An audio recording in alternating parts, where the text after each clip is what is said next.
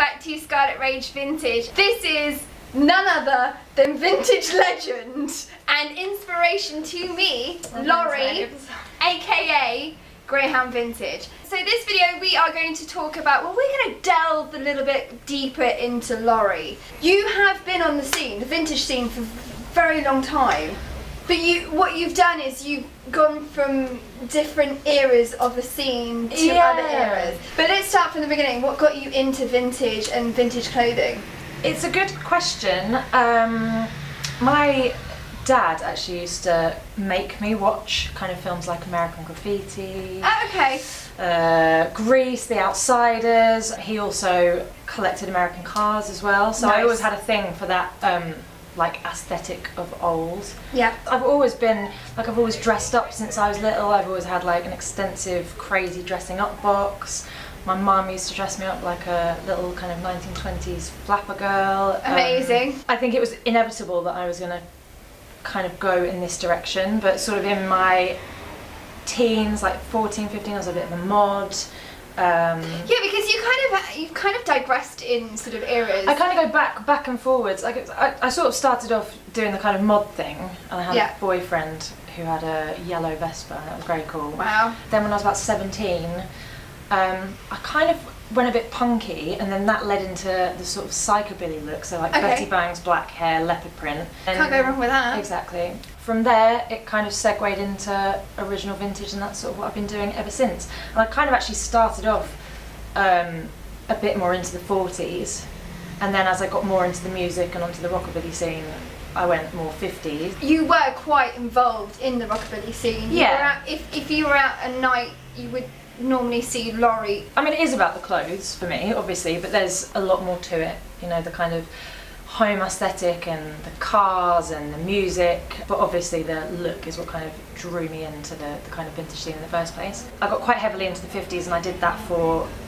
a good many years. I think you inspire a lot of women. I think the way that you put outfits together gives women the idea of, oh wow, I could put this and this, and necessarily they might have it in their wardrobe or something of that context within their wardrobe, and they haven't thought about putting it with said piece. Yeah. So when you put up your outfit posts, a lot of people are like, oh wow, okay, and then they can go and maybe recreate it in their own way. I would say about 2.5 years ago, you decided to stop wearing. Well, you sold a lot of your 50s collection. I sold a lot of my 50s. I entered Miss Twinwood. Yes! In 2013. It was 2013 I won Miss Twinwood, and that was when my love for the 40s was kind of reignited. Because to be honest, a lot of it was laziness.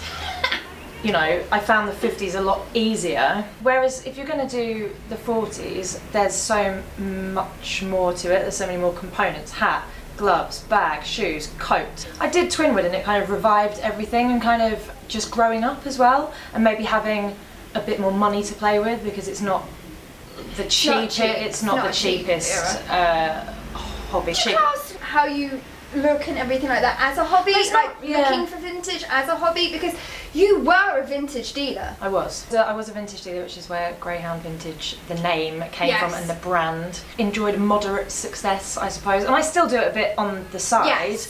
I mean, I wouldn't really say it's a I mean, it really does kind of, it is my life, and it's been half of my life now, sort of 17 years. It's and you don't regret it? No, not at all. No, I mean, I kind of you know, I walk past Topshop sometimes and go in there, and I just think my life would be so much easier, and probably I'd have way more money if I could just go into a shop on the high street. And but that's not fun. It's not fun for me. I mean, it is for some people. Yeah. And I'm not, you know, I'm not saying I'm completely like anti-modern clothes. Just the very thought of going out somewhere and running into someone that's wearing the exact same thing as me just fills me with dread. And I mean, I have in some ways scaled it back, because my collection is not as vast. I had about as much as you have in the shop. Yes. In my house. That I have downstairs. A lot of people may wonder why you would sell and not keep if you've got such a passion and a love for it.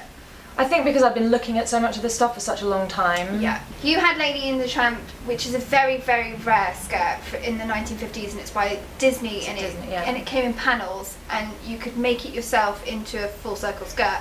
Laurie had 4 of them.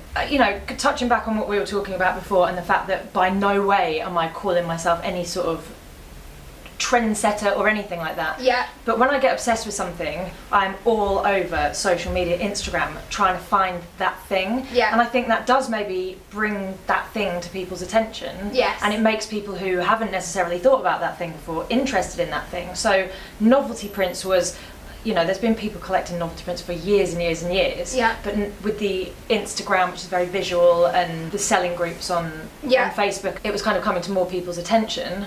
You know, driving up popularity drives up prices. Yeah. So the prices on things went absolutely ridiculous. I had about 155 circle skirts, novelty print skirts specifically.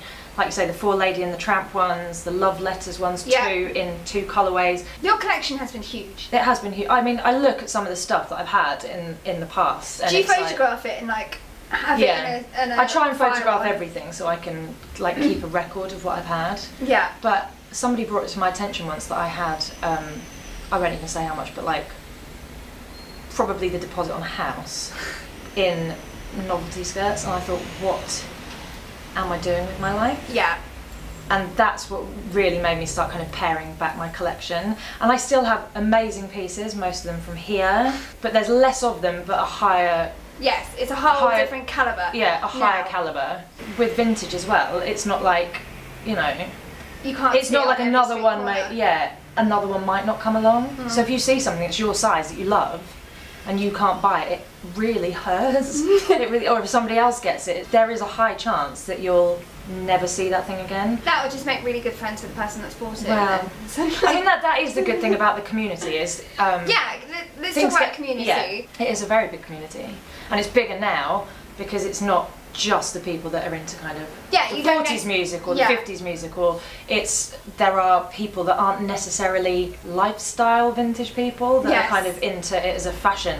Would you say that most of your friendships and your friend groups are from the community, from the scene, or people that you've met through vintage? My 2 best mates, Jessica and Yvette. Jessica I met because she bought some 40s clothes off me. That's how we met. And Yvette's been on the scene since she was like a kid. So, you know, they're my closest friends and they are part of the scene. Having these events where you can go and see people that you can't see because they're over the other side of the world, but like for this one event you all come together and it's nice. I'm going to stop it here now, and I want to say thank you very much, Laurie, for coming and spilling the beans. Welcome. And don't worry, there will be maybe a couple more videos with Laurie coming up. But thank you, and don't forget to like and subscribe.